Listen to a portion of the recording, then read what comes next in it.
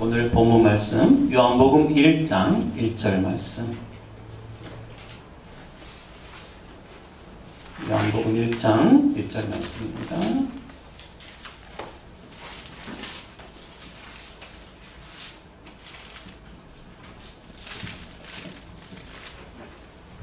강도사님, 요것 좀 한 번씩 좀 제가.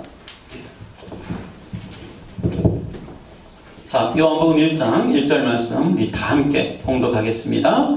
태초에 말씀이 계시니라. 이 말씀이 하나님과 함께 계셨으니 이 말씀은 곧 하나님이시니라. 아멘. 요한복음의 그 본격 강의에 앞서서 먼저 오늘은 요한복음의 기록 목적과 또 요한복음이 창세기와의 어떤 연관성을 가지고 있는지 짚어보고 다음 시간부터 본격적으로 본문 주회를 해드리도록 하겠습니다. 요한복음의 기록 목적은 간단하게 예수, 믿음, 생명이라고 말씀드릴 수가 있어요. 모든 성경의 말씀이 다 한결같이 같듯이 이 요한복음 또한 믿지 않는 자들에게 혹은 믿는 자들에게 예수와 그 믿음과 생명을 전하는 목적으로 기록해 두었다는 것이죠. 보시다시피 요한복음은 태초에로 시작이 합니다. 성경에 태초에로 시작되는 책이 3권이 있는데 여러분들이 다 알고 있죠. 창세기, 요한복음, 요한일서가 태초에로 시작이 됩니다. 요한이 그의 서신을 태초에로 시작하는 것은 창세기를 떠올리며 새로운 창세기를 쓰고자 하는 의도가 그 속에 담겨져 있는 것이죠. 요한복음 1장이 창세기 1장의 구조와 동일하다는 것은 아는 분들은 다 아는 사실입니다. 그 말씀은 창세기는 바로 이 요한복음을 그림자로 또는 모형으로 하여 힌트하고 있다라는 책이죠. 쉬운 말로 창세기는 요한복음을 염두에 두고 기록된 책이라고 하는 것입니다. 그러니까 요한복음은 하나님이신 예수 그리스도께서 혼돈과 공허와 흑암뿐인 죄인들의 마음속에 들어오셔서 흑암인 그들을 밝히시고 혼돈스러운 것에 틀과 질서를 세우시고 공한 죄인들을 하나님의 은혜로 채우시는 그 구속사역을 설명하고 있는 책이라는 것이죠. 요한은 바로 그 창세기가 예수 그리스도의 구속사역을 힌트하고 있었음을 요한복음을 통해서 보여주고 싶었던 거예요.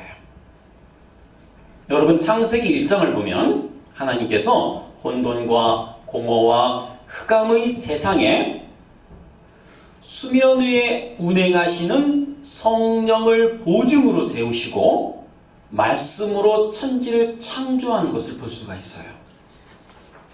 창세기 1장 2절로 갑니다. 땅이 혼돈하고 공허하며 흑암이 깊음 위에 있고 하나님의 영은 수면 위에 운행하시니라. 그 혼돈과 공허와 흑암이 무엇을 상징하는지 함께 말씀을 통해서 확인해 보겠습니다.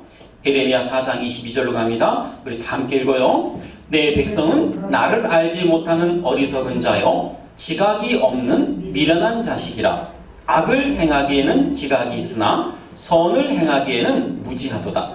보라, 내가 땅을 본즉 혼돈하고 공허하며 하늘에는 빛이 없으며.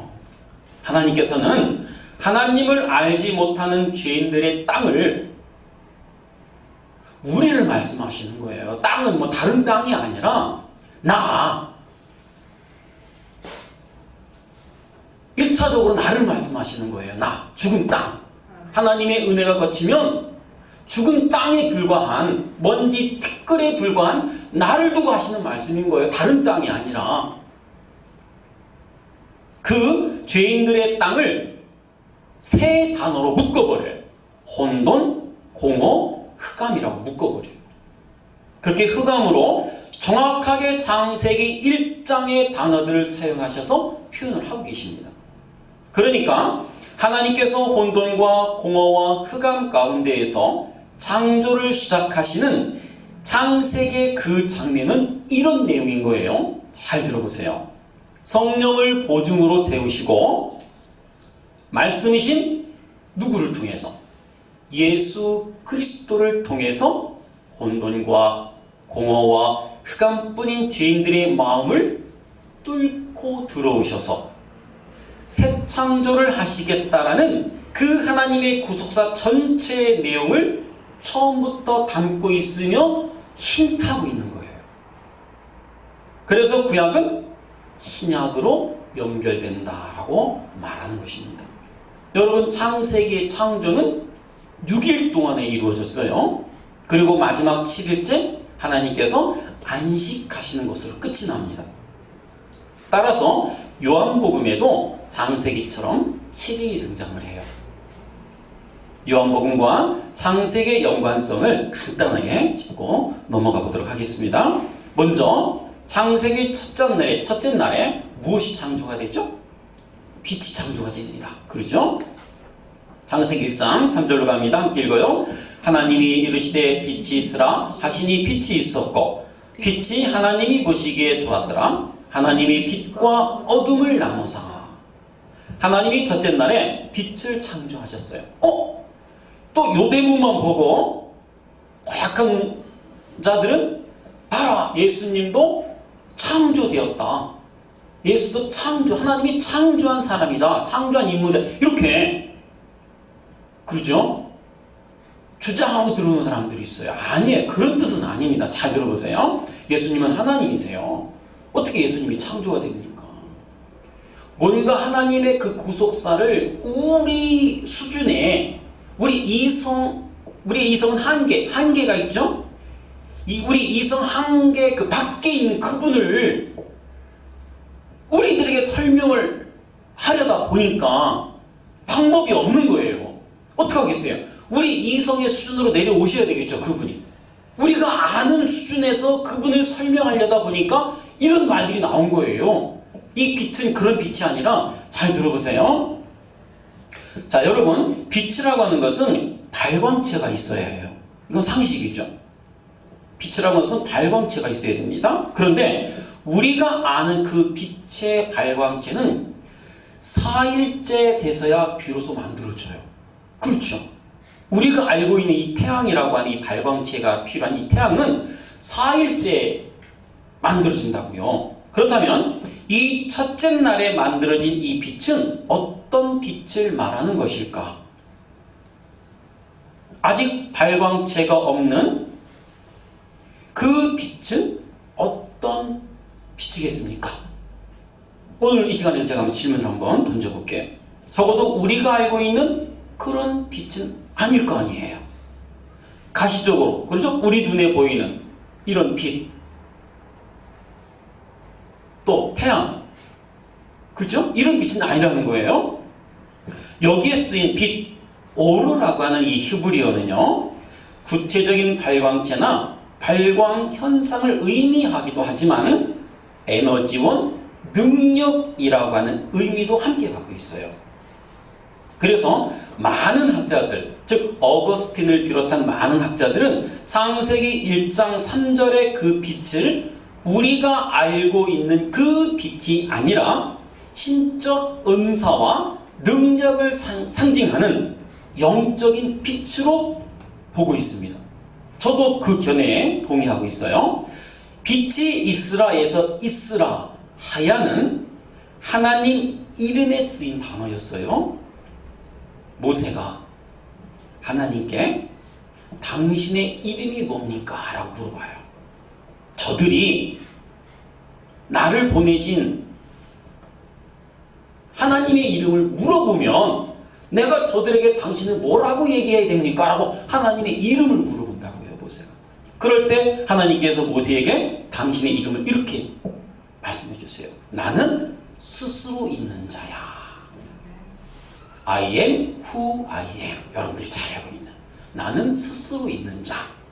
그때 하나님께서 당신의 이름으로 쓰신 단어가 히브리어 하야예요. 이 하야가 바로 존재하다라는 단어거든요. 헬라어로는 에고 에이미. 그렇게 쓰죠. 그때 하나님께서 당신의 이름으로 쓰신 단어가 히브리어 하야라는 단어입니다. 자, 그 빛에 대해서 설명을 해드릴게요. 잘 한번 들어보세요. 그러니까 그 창세기 첫째 날의 빛, 오르하야. 창세기 표현으로 오르하야는 스스로 있는 빛. 여러분들이 흔히 알고 있는 표현으로는 I am who I am, 이런 표현이죠. 이런 내용이라는 것이죠. 참 광명이시며 유일한 발광체이신 하나님으로부터 나오는 어떤 힘, 하나님으로부터 나오는 어떤 힘, 즉 없음에서 있음을 창조해내시는 하나님의 능력으로 만물을 보살피시며 키우시는 생명력을 말하는 것이에요. 여기서 이 빛은 그런 빛이라는 거예요. 시편 36편으로 갑니다. 함께 읽겠습니다. 진실로 생명의 원천이 주께 있사오니 주의 빛 안에서 우리가 빛을 보리이다.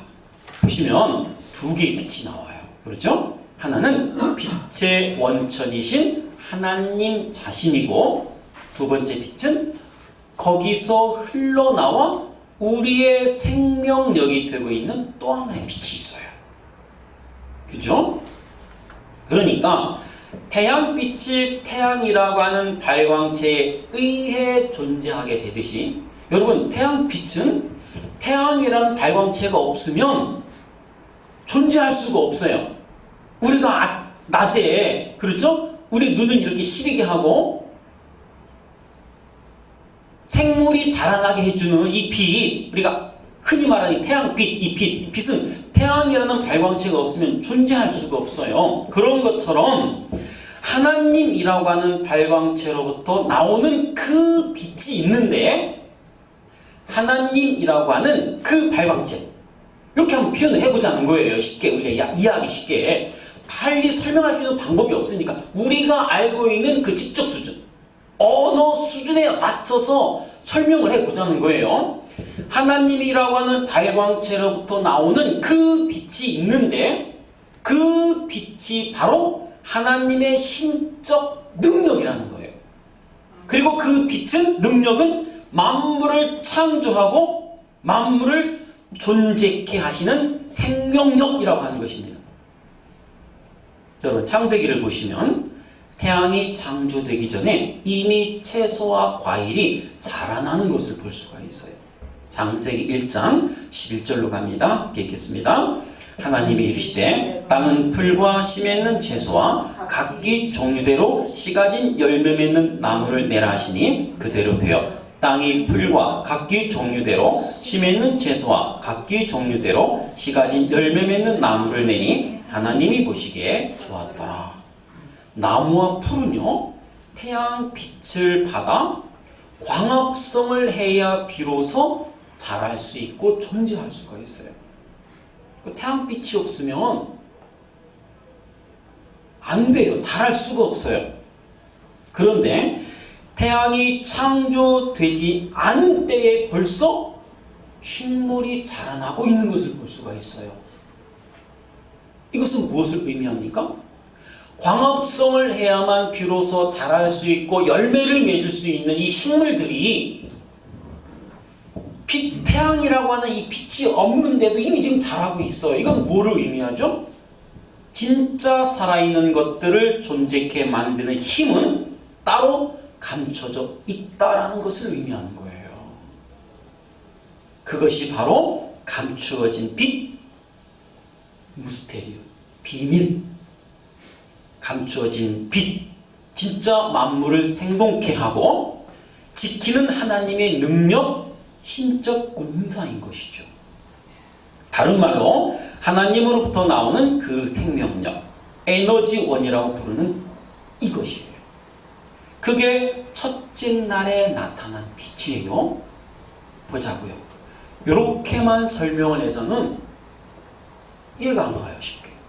응? 그래? 그럼 그게 무슨 뜻이지? 뭔 말이야, 그게? 좀 석연치가 않죠? 좀 시원하게 뻥 뚫리는 게 없어요. 그래서 구약만 갖고는 복음을 올바로 이해할 수가 없는 거예요. 왜? 구약은 어디로 연결되기 때문에? 신약으로 연결되기 때문에. 다시 말해서 창세기는 요한복음으로 연결되는 거예요. 요한복음으로 가면 그 빛에 대한 실체가 명확하게 기록이 되어 있어요. 가보실까요? 자, 또한 이 빛은 잠시 후에 가요. 하나만 더 제가 설명해 드릴게요. 또한 이 빛은 하나님의 포효이기도 한 것이에요. 이제 하나님의 전지전능하신 능력으로 어떠한 일들이 일어날 것이라고 하는 포효인 것이죠. 그렇다면 그 일들이 무슨 일입니까? 바로 그 능력이 어떤 능력? 에너지원, 만물을 생동케 하고 자랄 수 있게 하고 존재케 하는 그 힘, 그 능력, 신적 은사, 그 능력이 뭐야? 밤과 낮을 갈라서. 밤은 어디에? 밤은 상징적인 표현이죠. 구원을 얻지 못한 자들의 부류. 낮은 구원을 얻은 자들의 편. 이렇게 그렇죠? 낮밤으로 가르는 겁니다. 밤에 속한 자들은 영원히 어둠으로 몰아내시고 낮에 속한 자들은 건져내시겠다라는 것을 암시하는 일들이에요. 그러니까 그 능력이 낮과 밤을 갈라서 밤에 속한 자들은 영원한 어둠 속으로, 낮에 속한 자들은 광명의 빛 안으로 건져내시겠다라고 하는 그러한 것들을 암시하는 것들입니다. 그래서 빛이 있으라 하신 그곳에 어둠이 함께 공존하도록 만드신 것입니다. 이렇게 하나님은 그 빛을 통해서 무엇인가를 설명하고 싶으셨던 거예요. 이것이 우리가 알고 있는 창세기 첫째 날이에요. 좀 석연치가 않죠. 그래요. 그러니까 창세기만 갖고는 풀어낼 수가 없어요. 그런데 여러분, 2000년 전에 그 감추어졌던 빛이 실체로 이 땅에 오셨어요. 예수 그리스도의 성육신이 바로 그것이죠. 참 빛이신 예수께서 오셔서 어둠을 몰아내시고 빛에 속한 자들에게 빛을 비추어 빛의 세계로 인도하시기 위해 이 땅에 오신 것입니다. 요한복음 1장으로 갑니다. 참 빛 곧 세상에 와서 각 사람에게 비추는 빛이 있었나니, 진짜 빛의 실체가 오셔서 새 창조가 시작되었고 그 새 창조가 어디로 연결이 돼요? 요한계시록의 새 창조의 완성으로 또 다시 한번 등장이 되죠. 그러니까 창세기는 요한복음으로 이어지고 그 요한복음은 어디로? 요한계시록으로 달려가는 거예요. 하나로 쭉 연결된 겁니다. 저 어렸을 적에요, 5일장이 있죠. 시골에는 코쟁이였을 때, 코쟁이가 뭔지 알죠? 코 질질 때, 그렇죠? 아주 어렸을 때 장에 따라가는 게 유일한 기쁨이었어요. 어머니 손잡고, 그것도 걸어서 가요. 버스도 없었어요. 시골이라 1시간 남짓 걸어서 가면 이제 어머니가 시장을 먼저 다 보시고, 나름대로 그 기대가 있어요. 괜히 따라갔겠어요. 뭔가 기대하는 바가 있으니까 그 1시간 거리를 걸어서 어머니 손잡고, 그러죠? 예. 따라갔겠죠. 근데 어머니가 제 마음을 몰라줄 때가 있어요. 바쁜 나머지 그냥 돌아서서 야 가자 할 때가 있거든요. 그럼 어떡해요? 칭얼대기 시작해요. 그러면요, 이렇게 좌우에 이렇게 좌판을 쭉 깔아놓고 시골 할머니들, 아주머니들이 나오셔서 그 해에 수확한 것들을, 그렇죠? 예쁘게 이렇게 잘 포장해가지고 쭉 들어놓고 파신단 말이에요. 거기에는 감도 있고요. 지금쯤은 감도 있고요. 밤도 있어요. 밤도요. 그때는요, 삶아가지고 실에다 이렇게 꿰가지고 이렇게, 그렇죠? 꿰가지고 팔았단 말이에요. 그게 엄청 맛있었어요. 그거 하나 사주시면요, 그거를 하나씩 빼가지고요, 먹으면서 집어오는 그 재미가 엄청 재밌었어요. 뭔 얘기야? 내가 까먹었어요? 까먹었어요, 제가 지금? 네. 그러니까 창세기는 요한복음으로, 요한복음은 요한계시록으로 한 줄로 끼어있다는 거예요. 이 말씀을 드리려고 제가 그 얘기를 끝냈네요. 지금 보니까 맞아요.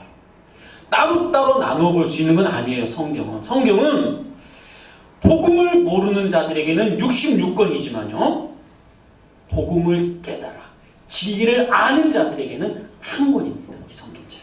여러분, 이 성경은 한 권으로 보셔야 돼요.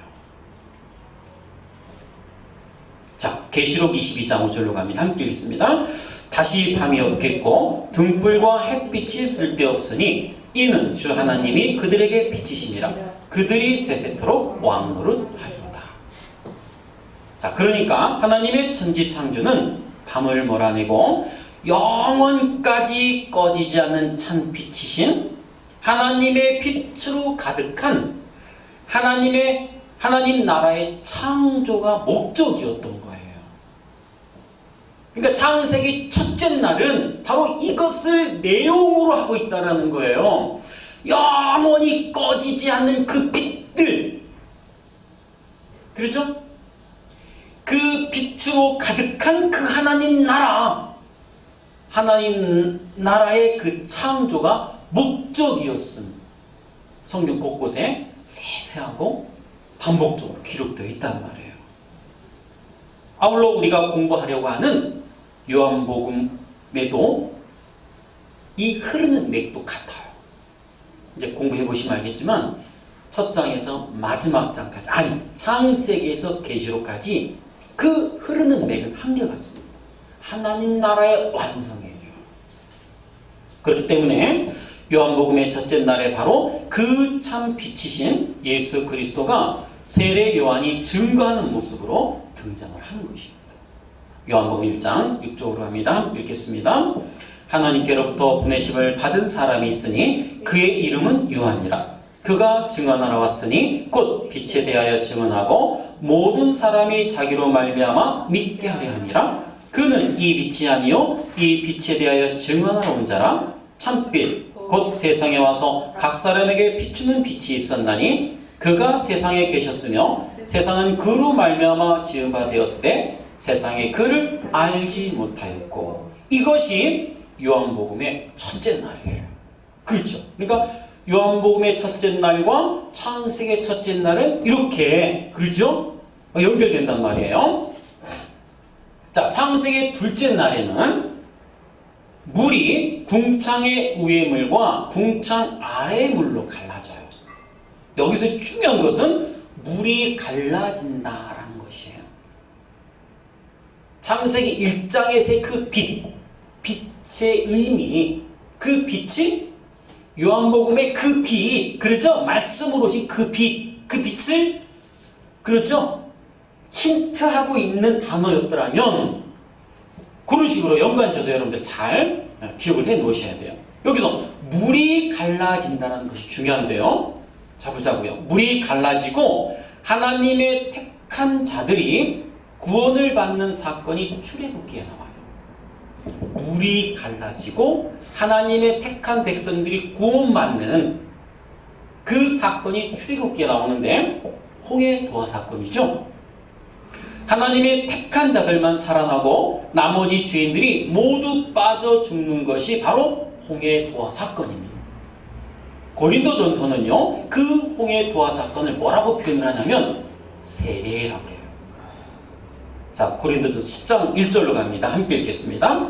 형제들아, 나는 너희가 알지 못하기를 원하지 아니하노니 우리 조상들이 다 구름 아래에 있고 바다 가운데로 지나며 모세에 속하여 다 구름과 바다에서 세례를 받고. 구름은 뭐예요? 궁창 위의 물이죠. 여기서 구름은 궁창 위의 물이죠. 바다는 궁창 아래의 물인 거예요. 자, 그곳을 통과하는 것이 뭐라고 그래요? 세례라고 그래요. 그러면 홍해 사건은 뭐예요? 홍해 도화 사건은 바로 이 세례 사건을 이야기하는, 세례를 이야기하는 거예요. 보자고요. 제가 설명해 드릴게요. 다른 말로 죄인이 궁창 위의 물과 궁창 아래의 물에 빠져서 모두 심판을 받아 죽고 하나님의 택한 자들만이 새 사람이 되어 살아 올라오는 것을 세례라고 해요. 그러니까 애굽 쪽에서 바라보면 모든 이들이 다 물에 빠져 죽는 모습이에요. 애굽 쪽에서 바라보면요, 다 빠져 죽어요, 물에. 근데 가나안 쪽에서 바라보면 하나님의 백성들이 살아 올라오는 모습으로 보인단 말이에요. 이해 가세요, 여러분들? 애굽 쪽에서 바라보면 죄인들이 다 물에 빠져 죽는 모습으로 보여요. 근데 가나안 쪽에서 바라보면 그 중에 어떤 이들이 살아 올라오는 모습으로 보이죠? 이게 새 창조예요. 실제로 궁창 위에 물이 쏟아져서 궁창 아래의 물과 합쳐져서 땅에 기식한 모든 것들을 죽여버린 사건이 있었죠. 노아의 홍수 사건. 그렇죠. 그런데 하나님께서 그 노아의 홍수 사건 이후에 이제는 물로 땅을 다시는 심판하지 않겠다라고 언약을 하셨어요. 다른 어떤 방법을 마련해 놓으셨다라는 거예요. 다시는 이제 심판하지 않겠다라는 게 아니라, 왜요? 심판은 있어요. 마지막 심판이 아직 남아있어요. 그러죠? 심판을 이제 않겠다는 뜻이 아니라 심판은 하겠는데 물로 다시는 이 땅을 심판하지 않겠다라고 하는 그 말씀은 어떤 다른 한 방법을 마련해 놓으셨다라는 거고요. 어떤 방법입니까? 어떤 방법이에요?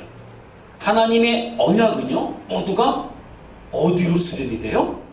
하나님의 모든 언약은 예수 그리스도로 수렴이 되는 것입니다. 다시 말씀드리면 무슨 말씀이에요? 그것은 그러면 그 다른 방법이 예수 그리스도라는 거예요. 예수라는 거예요. 예수. 다른 방법이라고 하는 것은 하나님은 예수 그리스도에게 궁창 위의 물과 궁창 아래의 물을 쏟아 부어서 그를 심판하시고 그 안에 들어있는 자들을 모두 살려내기로 하신 것이죠. 노아의 방주 사건이 바로 그것을 암시하고 있는 거예요. 내용이. 방주는 누구를 상징합니까? 예수를 상징하죠. 당연히. 예수가 죽고 그 안에 있는 자들이 살아나는 거예요. 내 안으로 들어오라는 거예요. 내 안에 들어오면 너희가 산다는 거죠. 그 예수 안으로 들어오지 않은 자들은 전부 다 보였어요. 다 심판받아 다 죽었단 말이에요. 땅에 기식한 모든 것들이 다 죽었어요. 그러나 예수 안에 들어온 자들만 살았어요. 구원의 방법으로 예수 그리스도를 제시하셨다라는 말씀입니다.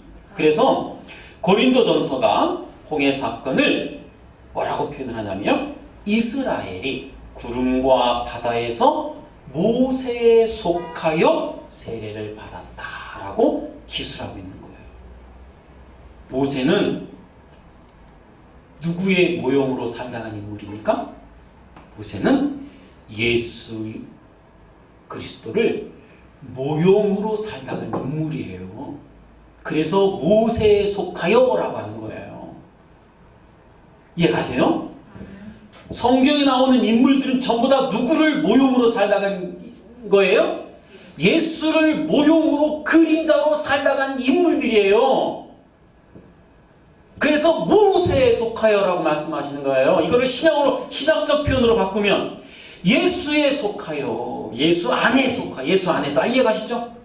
이렇게 바꿀 수가 있어야 되는 거예요. 바로 그 홍해 사건과 노아의 방주 사건을 종합해 놓은 것이 예수 그리스도의 세례 사건인 거예요. 다시 한번 말씀드릴게요.